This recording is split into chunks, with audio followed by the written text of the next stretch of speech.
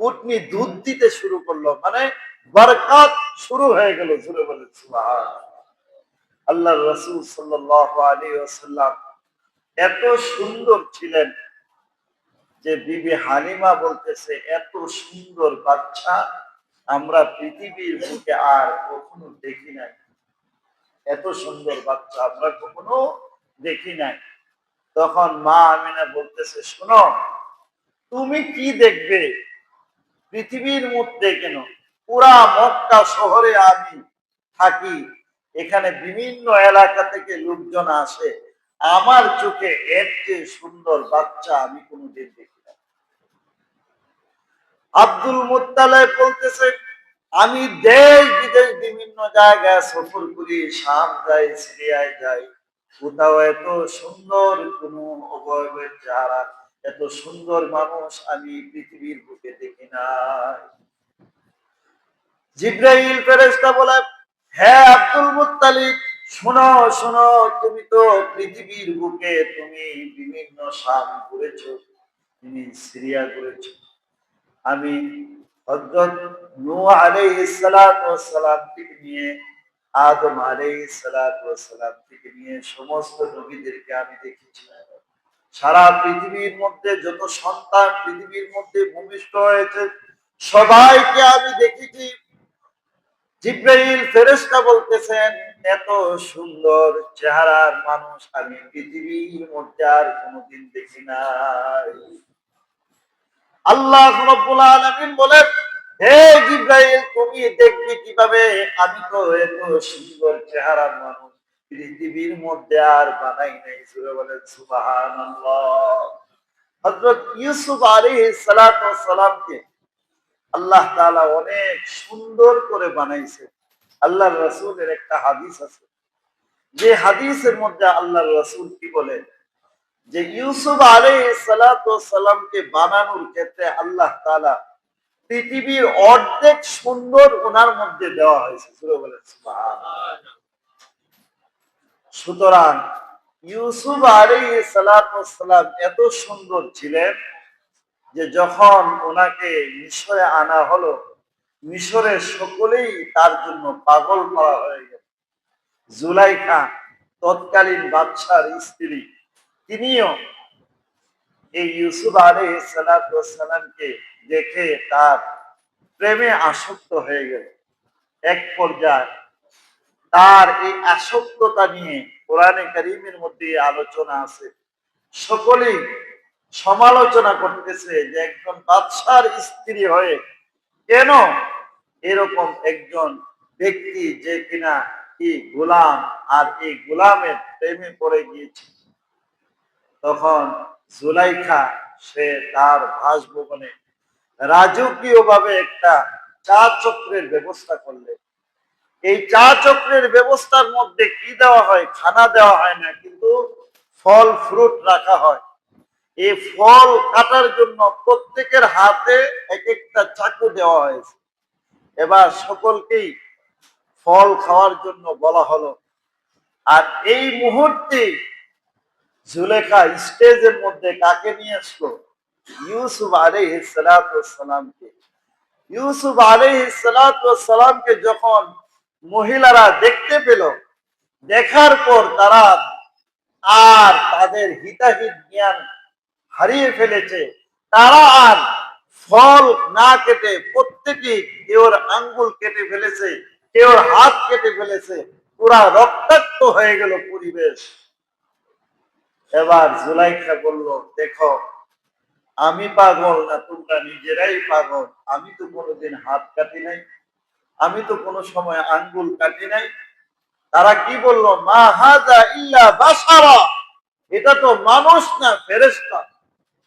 হযরত ইউসুফ আলাইহিস সালাতু ওয়াস সালামের সৌন্দর্য সম্পর্কে কোরআনের এই বর্ণনা দ্বারা কি বোঝা যায়?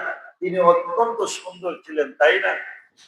হযরত আয়েশা রাদিয়াল্লাহু তাআলা আনহা তিনি বলেন, আমি যখন সুই হারায় ফেলতাম, আমি একদিন সুই খুঁজে পাইতেছি না। আল্লাহর হাবিব সাল্লাল্লাহু আলাইহি ওয়াসাল্লাম ঘরের মধ্যে যখন প্রবেশ করলো, আল্লাহর রাসূলের সৌন্দর্য এত ছিল, ঘর আলোকিত হয়ে গেল, আর ওই আলোতে আমি আমার শরীরটা উঠায় নিলাম। জোরে বলেন সুবহানাল্লাহ। হযরত আয়েশা রাদিয়াল্লাহু তাআলা আনহা বলেন, মিশরের মহিলারা হযরত ইউসুফ আলাইহিস সালাতু ওয়াস সালামকে দেখার পর তারা হাত কেটেছিল, তাদের আঙ্গুল কেটেছিল। আমার নবীকে তারা যদি দেখতো তাদের কলিজা তারা কেটে ফেলতো। জোরে বলেন সুবহানাল্লাহ। আল্লাহর হাবিব এত সুন্দর ছিলেন, জোরে বলেন সুবহানাল্লাহ। কোনো ত্রুটি ছিল না, কোনো অঙ্গের মধ্যে।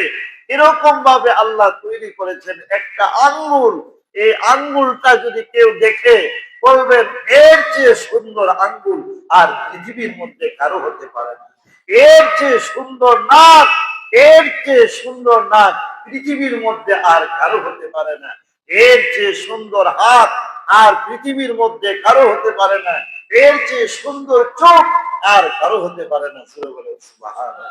এত সুন্দর দিয়ে আল্লাহ তাআলা কি করতে, হ্যাঁ, আল্লাহ তাআলা আল্লাহর রাসূলকে সৃষ্টি করেছে।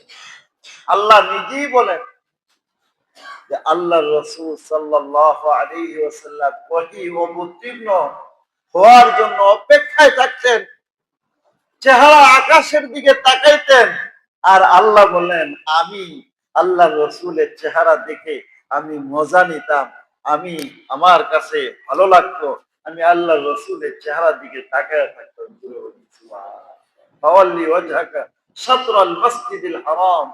আল্লাহ কোরআন শরীফের এই আয়াত নাজিলের আগে বারবার আকাশের দিকে তাকাইতেন। আল্লাহ বলেন আমি আমার নবীর চেহারার দিকে তাকায় থাকতাম। জুড়ে বলেন সুবহানাল্লাহ। এত সুন্দর করে আল্লাহ নবীকে আল্লাহ বানাইছে। হযরত আবু হুরায়রা রাদিয়াল্লাহু তাআলা আনহু বলেন, একদিন পূর্ণিমার চাঁদ আকাশের মধ্যে দেখতে পেয়েছি, আর আল্লাহর রাসূল সাল্লাল্লাহু আলাইহি ওয়াসাল্লাম মসজিদের নববীর সামনে বসা। আমি একবার চাঁদের দিকে তাকাই, আমার আল্লাহর রাসূলের চেহারার দিকে তাকাই, মনে মনে ভাবি কোনটা সুন্দর, আল্লাহর রাসূলের চেহারা সুন্দর নাকি চাঁদ সুন্দর।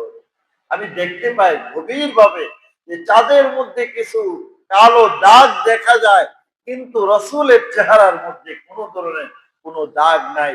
আল্লাহর রাসূলের চেহারা চাঁদের চেয়ে সুন্দর। করে বলেন সুবহানাল্লাহ। আল্লাহ রাসূল সাল্লাল্লাহু আলাইহি ওয়াসাল্লাম তিনি পৃথিবীর বুকে যখন আগমন করেছিলেন, এক আগমন ছিল তিনি মুহাম্মদ বিন আব্দুল্লাহ হিসাবে, সেটা ছিল 12 রবিউল আউয়াল। আর মুহাম্মদুর রাসূলুল্লাহ সাল্লাল্লাহু আলাইহি ওয়াসাল্লাম হয়ে পৃথিবীর মধ্যে যখন আসলেন তখন ওনার বয়স ছিল 40 বছর। সুতরাং পৃথিবীতে তিনি 40 বছর নবুয়তের আগে ওনার যে জীবন, এই জীবনই আলোচনা করা, ওনার জন্মের এই বিশেষ বিশেষ দিকগুলো আলোচনা করা, এগুলো হলো নফল ইবাদত। আর আল্লাহর রাসূলের 63 বছরের জিন্দেগির পর যেই জীবনী আছে, এই জীবনীকে বলা হয় সিরাতুন নবী। এর আগে আমি যে আলোচনা করলাম এগুলো হলো মিলাদুন নবী। মিলাদ মানে জন্ম, নবী মানে কি নবীর জন্ম। সুতরাং নবীর জন্মের আলোচনা করা, এই সমস্ত অলৌকিক ঘটনা আলোচনা করা, আল্লাহ রসুলের সৌন্দর্য আলোচনা করা, এটাও ইবাদত, তবে এটা নফল ইবাদত। আর আল্লাহ রসুলের জীবন আদর্শ, ওইটার মধ্যে আমাদের করণীয় কিছু নাই, আর যেটা করণীয় এটা হলো আমাদের জন্য ইবাদত। যেমন আল্লাহ রসুল কিভাবে নামাজ পড়েছেন, আল্লাহ রসুল বলেন সল্লু কামা রাআইতানি উসাল্লি, তোমরা নামাজ পড়ো যেভাবে আমি রসুল নামাজ পড়েছি। সুতরাং আমরা নামাজ পড়বো যেভাবে আল্লাহ রসুল নামাজ পড়েছেন, আমাদের নামাজ ওইভাবে হবে। আমাদের হজ হবে যেইভাবে আল্লাহ রসুল হজ করেছেন। আমাদের রোজা হবে যেইভাবে আল্লাহ রসুল রোজা রেখেছেন। আমাদের কুরবানি হবে যেভাবে আল্লাহ রসুল কুরবানি করেছেন। ঠিক না বেটি? সুতরাং এই পর্যায়ে যেগুলো আমাদের জন্য ওয়াজিব, এগুলো জানাও ওয়াজিব। যেগুলো নাকি ফরজ, এগুলো জানাও কি ফরজ, এগুলো মানাও কি ফরজ। সুতরাং আল্লাহর রাসূলের এই জিন্দেগি গুলো আমরা সামনে আলোচনা করব, যে আলোচনার দ্বারা লাকাদ কানা লাকুম ফি রাসূলিল্লাহি উসওয়াতুন হাসানাহ, আল্লাহর রাসূলের যে আদর্শ, এই আদর্শ যেন আমরা গ্রহণ করতে পারি, আল্লাহ আমাদের তৌফিক দান করেন, বলেন আমিন। সামনে আমরা আল্লাহর রাসূলের অনেক দিক আছে, যে দিকগুলো নিয়ে আমরা আলোচনা শুনব, তার সাথে সাথে আল্লাহর রাসূলের সেই আদর্শ যেন আমরা আমাদের জীবনে বাস্তবায়ন করতে পারি, আল্লাহ আমাদের সেই তৌফিক দান করুন। ওয়া আখির দাওয়ানা আলহামদুলিল্লাহি রাব্বিল আলামিন। যারা সুন্নাত পড়ে নেয় তারা